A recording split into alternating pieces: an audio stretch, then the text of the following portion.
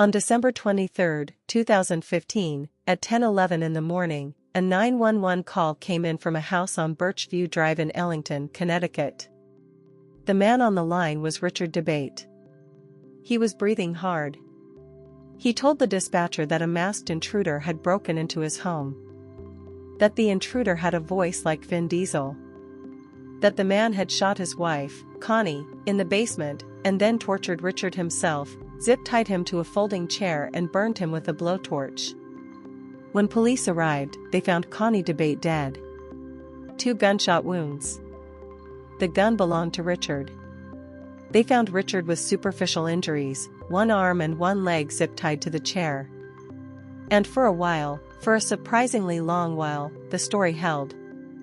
This is the case that investigators would later call one of the first murders in American history solved by a fitness tracker. Because Connie Dabate was wearing her Fitbit that morning. And the Fitbit does not lie. Chapter 1, The Beginning. To understand this case, you need to understand what it looked like from the outside. Richard and Connie Dabate lived in Ellington, Connecticut, a quiet town of about 16,000 people, the kind of place where violent crime is something that happens on the news, somewhere else. Richard was 39 years old. He worked in information technology. Connie was 39 as well, a pharmaceutical representative, a mother of 2 young boys, an active member of her community. Friends described her as organized, energetic, devoted to her sons. She ran 5K races. She planned family events. She kept, by every account, a very orderly life. The marriage, from the outside, looked stable. Photographs from those years show holidays, birthday parties, family vacations. The ordinary documentation of an ordinary American family. But by the fall of 2015, the inside of the marriage looked nothing like the outside. Richard Dabate was living a double life. He had reconnected with a woman he had known for years, and by the summer of 2015, that relationship had become an affair. By September, the woman was pregnant with Richard's child. Investigators would later establish the timeline precisely. In the months before Connie's death, Richard was moving between 2 realities. In one, he was a suburban husband and father, preparing for Christmas with his wife and sons. In the other, he was promising his pregnant girlfriend a future, telling her he was getting a divorce, that it was almost finalized, that they would be together soon. There was no divorce. There were no divorce papers. Connie, according to friends and family, had no idea the marriage was ending. Richard was running out of time. The pregnancy was advancing. The 2 realities were on a collision course. And 2 days before Christmas, Connie Dabate was shot dead in her own basement. Chapter 2, The Betrayal. Richard's account of that morning was detailed. Extremely detailed. He told police the family had overslept. Connie had left for a spin class at the local YMCA. He had left for work shortly after. But partway to the office, he said, he received an alert on his phone, the home alarm system. He turned around. When he got home, he said, he heard a noise upstairs. He went to look. And there, he said, was a masked man, 6 feet tall, maybe 6'2", wearing camouflage, with a deep, gravelly voice. Richard specifically compared it to the actor Vin Diesel. The intruder, Richard said, demanded his wallet and credit cards. And then, according to Richard, Connie came home early. The spin class had been cancelled. She came through the door, and the intruder pursued her to the basement, and Richard heard the shots that killed her. The intruder then subdued Richard, a grown man, zip-tied him to a folding chair, burned him with a blowtorch from Richard's own garage, and fled. Richard, still partially tied to the chair, crawled upstairs and pressed the panic button on the alarm. That was the story. Police brought in dogs to track the intruder. The dogs found no scent trail leaving the house. K9 units circled the property. Nothing. There was no sign of forced entry. Nothing was stolen. The intruder had taken nothing, not the wallet, not the cards, not the gun, which was left at the scene. And the gun was Richard's own, purchased by him weeks earlier, in September 2015. Investigators noted all of this. But a story, even a strange story, cannot be disproven by skepticism alone. It has to be disproven by evidence. And the evidence, it turned out, had been recording the entire time. Chapter 3: The Decision. The Ellington detectives made a decision early in the investigation that would define the entire case. Instead of arguing with Richard's story, they would test it. Piece by piece. Timestamp by timestamp. Because a modern house, in 2015, was full of witnesses that did not have eyes. The home alarm system logged every arming, every disarming, every door that opened, with exact times. Richard's phone logged its own activity. The family computer logged its searches. Connie's phone logged her movements. Facebook logged when she posted. And on Connie's wrist, that morning, was a Fitbit, a small fitness tracker that recorded her steps, her movement, and her activity, minute by minute. Detectives obtained warrants for all of it. And then they did something that sounds simple but requires enormous patience. They built 2 timelines. Timeline 1, the morning as Richard described it. Timeline 2, the morning as the devices recorded it. If Richard was telling the truth, the 2 timelines would match. They did not match. They did not match at all. Chapter 4: The Evidence. According to Richard, Connie left for the gym and was ambushed when she returned home, which, in his telling, placed her death at roughly 9:05 to 9:10 in the morning. Connie's Fitbit told a different story. The Fitbit showed Connie moving, walking, active, alive, until 10:05 a.m. Not at 9:05. An entire hour after Richard's story said she was already dead. The data showed her movements that morning in detail. She had gone to the YMCA, that part was true, the class had indeed been cancelled. She had returned home. And then, between 9:23 and 10:05, the Fitbit recorded her walking around, a total distance investigators measured at over 1,200 feet of movement inside and around the house. At 9:46 a.m., Connie posted videos on Facebook, from her phone, at home, entirely calm. At 10:05 a.m., her Fitbit recorded her final movements. Her last steps were consistent with walking to the basement. And then the data stops. Now consider the alarm system. Richard said an intruder was in the house. But the alarm logs showed the system had been disarmed from inside, with no breach, no forced entry, no unexpected door events consistent with an intruder entering or fleeing. Consider Richard's computer. Investigators found that at 9:56 that morning, while Connie, according to the Fitbit, was still alive and moving around the house, someone logged into Richard's email from inside the house.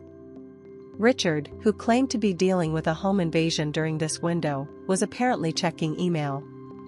Consider the finances. Days before the murder, Richard had attempted to access Connie's life insurance policy, a policy worth $475,000. 5 days after her death, he filed a claim. And consider the girlfriend. Investigators confirmed the affair, the pregnancy, and the promises. Text messages showed Richard assuring her that the divorce was nearly done, a divorce that did not exist. The child was born in early 2016, weeks after Connie's death. Piece by piece, the second timeline consumed the first. The masked intruder with the Vin Diesel voice had left no DNA, no fingerprints, no scent for the dogs, no trace on any camera, had stolen nothing, had used Richard's own gun, and had somehow been in the house during a window of time when the alarm system recorded no one entering. And the victim, according to the device on her own wrist, had been alive for a full hour after the story said she died. In April 2017, 16 months after Connie's death, Richard Dabate was arrested and charged with her murder. Chapter 5: The Justice.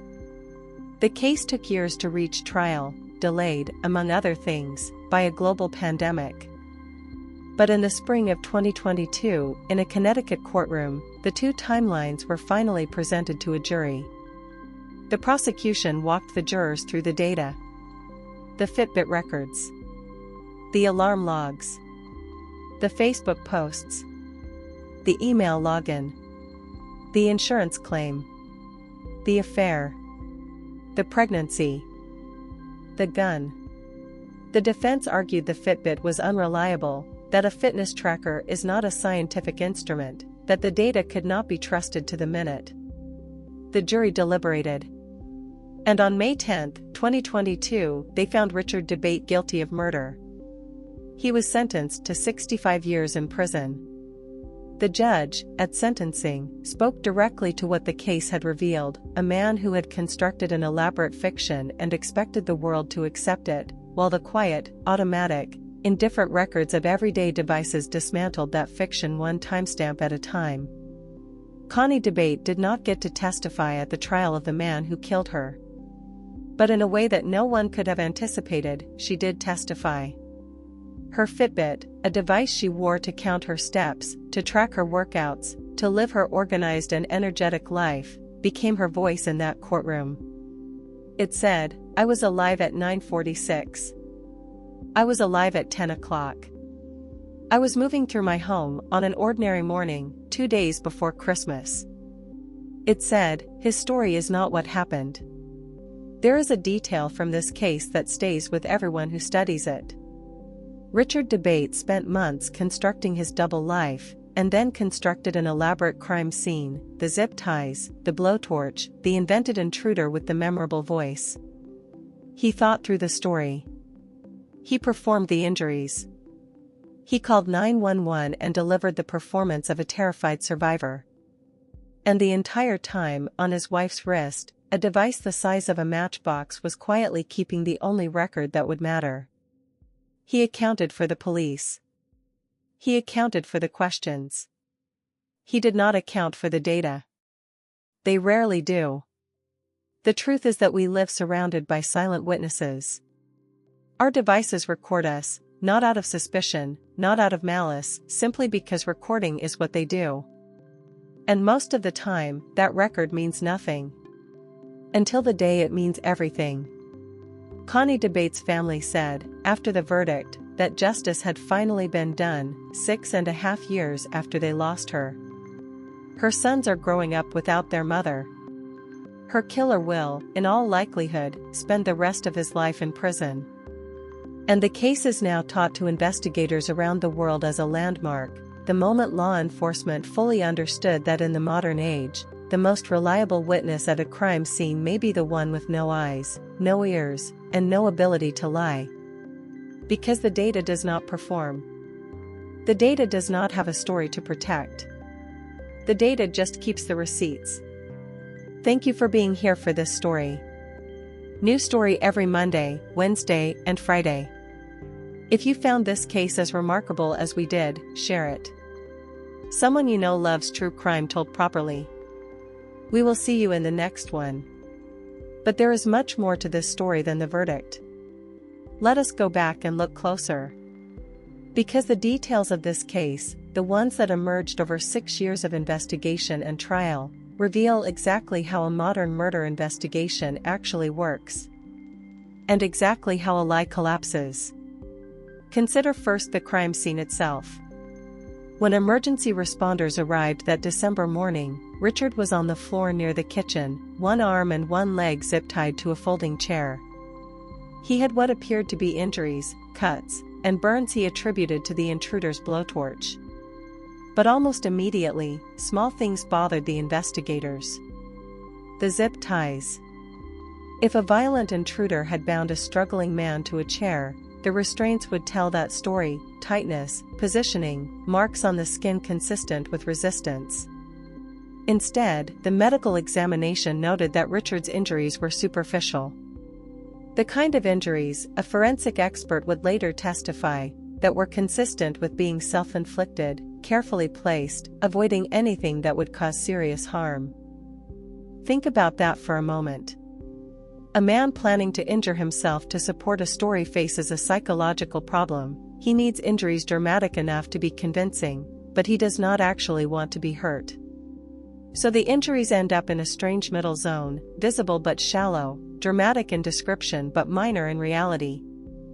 That pattern is well known to investigators. And Richard's injuries fit it precisely. Then there was the blowtorch itself, taken from Richard's own garage.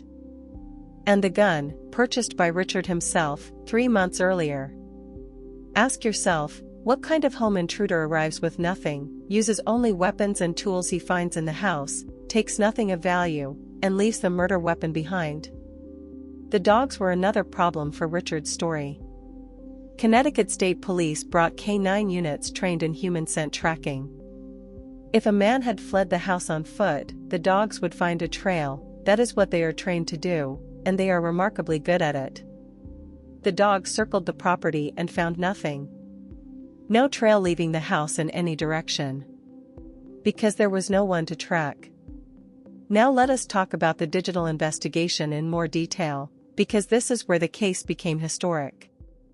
The lead investigators obtained warrants for every connected device and account in the Dabate household. This took time, months, in fact. Digital warrants in 2016 were still relatively new territory, and each provider, Fitbit, Facebook, Google, the alarm company, the phone carriers, had its own legal process. When the data came back, investigators did something methodical. They laid every time-stamped event from every source onto a single master timeline. Alarm events, phone activity, computer logins, Facebook posts, Fitbit movement data. Every entry, from every device, in chronological order. This is painstaking work. It is not dramatic. There are no car chases in it. It is investigators at desks, cross-referencing spreadsheets. And it is devastating, because independent data sources do not coordinate with each other. They cannot be intimidated. They cannot be confused under questioning. Each device simply reports what it recorded, and if a story is true, every source confirms it, and if a story is false, the sources begin to contradict it from every direction at once. Here's what the master timeline showed, minute by minute. At 8:59 a.m., Connie's car left the YMCA parking lot, the spin class cancelled, as Richard said. This part was true, and that matters. The most effective lies are wrapped around verified truths. By 9:18, her phone was back at the house. At 9:23, her Fitbit shows movement consistent with walking through the house, ordinary, unhurried activity.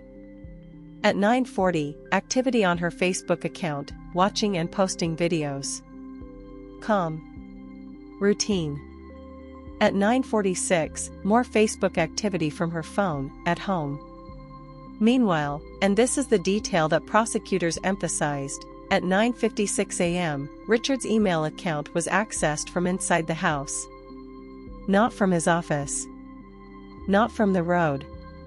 From the house, during the exact window when, by his account, a violent home invasion was underway or imminent. At 10:05 a.m., Connie's Fitbit records her final movements. The distance data is consistent with her walking toward the basement stairs. Then the movement stops. Permanently. At 10:11 a.m., Richard pressed the panic alarm. 6 minutes after her Fitbit went still. Now place Richard's story on top of this timeline. In his version, Connie came home and was almost immediately chased to the basement and shot, around 9:05 or 9:10. In his version, he spent the following hour being tortured by an intruder. The data says, at 9:46, Connie was posting on Facebook. At 9:56, someone was checking Richard's email. At 10:05, Connie took her last steps. The story and the data cannot both be true. And data, unlike people, has no reason to lie. The financial evidence completed the picture and gave the story its motive. Investigators found that Richard's finances were strained. The affair was expensive in every sense. His girlfriend was due to give birth within weeks. He had promised her a life that required money and freedom he did not have. Connie's life insurance policy was worth $475,000. In the days before the murder, there were attempts to access information about that policy. 5 days after Connie's death, 5 days, Richard filed the claim. He also, investigators found, used Connie's phone after her death in an attempt to make a payment related to his girlfriend's needs, and transferred money that was not his to move. Prosecutors would later describe the motive in plain terms. Richard Dabate was a man trapped between two lives, out of time and out of money, who chose the unthinkable exit, and believed a well-rehearsed story would carry him through. The trial itself, when it finally came in 2022, lasted several weeks. The delay had been extraordinary. The case was already years old when the pandemic shut down Connecticut's courts entirely. Connie's family waited. Year after year, hearing after hearing, they waited. At trial, the prosecution's approach was exactly what the investigation had been: methodical, unglamorous, and relentless. Witness after witness. Expert after expert. The alarm company representative explaining the logs. The digital forensics examiner walking the jury through the Fitbit data. The insurance representative. The girlfriend, whose testimony confirmed the double life in painful detail. The defense fought hardest against the Fitbit. They argued the device was a consumer gadget, not a forensic instrument. That its timestamps could drift. That step counts are estimates, not evidence. The prosecution's answer was simple: the Fitbit did not stand alone. It agreed with the Facebook records. It agreed with the phone data. It agreed with the alarm logs. 4 independent systems, made by 4 different companies, with no connection to each other, all telling the same story. For the defense to be right, all of them had to be wrong, in the same direction, at the same time. The jury deliberated for roughly 3 days. Guilty. At sentencing, members of Connie's family finally spoke, after 6.5 years of silence imposed by the slow machinery of justice. They spoke about the boys growing up without their mother. About Christmases that would never be whole again. About a woman who was, by every account, the organized, loving, energetic center of her family, killed 2 days before Christmas by the person who had promised to protect her. 65 years. Richard Dabate will be over 100 years old before he is eligible for release. There is one more layer to this story, and it is the reason the case is studied around the world. The Dabate case marked a turning point in criminal investigation. It was one of the first murder prosecutions in the United States built substantially on data from a wearable device. Law enforcement agencies now train investigators on it. Legal scholars write about it. It established, in practice, a principle that has only grown stronger since. Your devices are always testifying. The only question is for whom. Since this case, fitness trackers, smartwatches, home assistants, doorbell cameras, and car computers have appeared in courtrooms across the country, sometimes convicting, sometimes exonerating. Because the data serves no side. It's simply records. For every guilty person undone by a timestamp, there is an innocent person freed by one. That is the deeper meaning of this case. Not that technology watches us, but that the truth, in the modern age, is very hard to erase. It lives in a dozen quiet places at once. And when a human story and a recorded truth go to war, the recorded truth tends to win. Connie Dabate deserved a long life. She deserved to see her sons grow up. She deserved honesty from the man she married. She received none of those things. What she received, years too late, but permanently, was the truth, spoken on her behalf by the small device on her wrist that never stopped keeping the record. Because in the end, that is what solved this case. She kept receipts. She just never knew she was keeping them. Before we close, there are 3 questions people always ask about this case. They deserve answers. The first question, how did Richard think he would get away with it? The honest answer, based on everything the investigation revealed, is that he planned for the world as it used to be. His story, The Masked Intruder, The Struggle, The Terrified Survivor, is a story that might have held up in 1995. In a world of physical evidence only, a staged scene with self-inflicted injuries, no witnesses, and a plausible narrative creates reasonable doubt. Richard planned a 1995 crime in a 2015 house. He knew, on some level, that devices existed. He worked in information technology, which makes the failure even more remarkable. But like most people, he thought of those devices as conveniences, not as witnesses. The alarm was for burglars. The Fitbit was for step counts. The idea that they were all, collectively, writing an incorruptible minute-by-minute history of his home simply did not enter his planning. It rarely does. That is the pattern in nearly every case like this one, since the perpetrator plans for the questions people will ask, and forgets about the records machines are keeping. The second question, why did it take so long? 6.5 years from the murder to the sentence. For Connie's family, an eternity.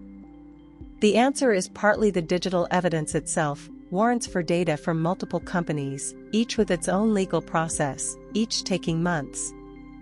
Partly the ordinary pace of a complex murder case. And then, for more than 2 years, a global pandemic that froze jury trials entirely. Justice was slow. But it is worth noting what the slowness produced, a case so thoroughly built, so completely documented, that the verdict has stood solid ever since. Speed was sacrificed. Certainty was not. The third question, and it is the one that matters most, what does this case ask of the rest of us? Not paranoia. The lesson is not that we are being watched. The lesson is about the people who felt something was wrong. Because there were people around Connie who, in the months before her death, sensed the marriage was not what it appeared. There always are. Friends who noticed small things. Family who felt a distance. The signals were quiet, and life was busy, and Christmas was coming. No one could have predicted what happened.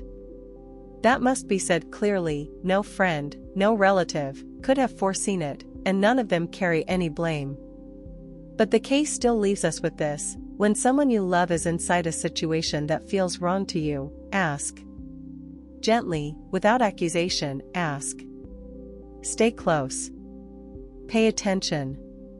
Because the devices only speak after the fact. The people who love us are the only witnesses who can act in time. Connie Dabate was loved. She is still loved. Her story is now permanently part of legal history, taught, cited, studied. But to her sons, her parents, her sister, her friends, she is not a landmark case. She is Connie. Who ran 5 Burmese chats. Who organized everything. Who was 39 years old, 2 days before Christmas. This story was told in her memory, from the public record, so that what happened to her is understood exactly as it was, not as the fiction someone tried to write over it. The fiction lost. The record won. It usually does now.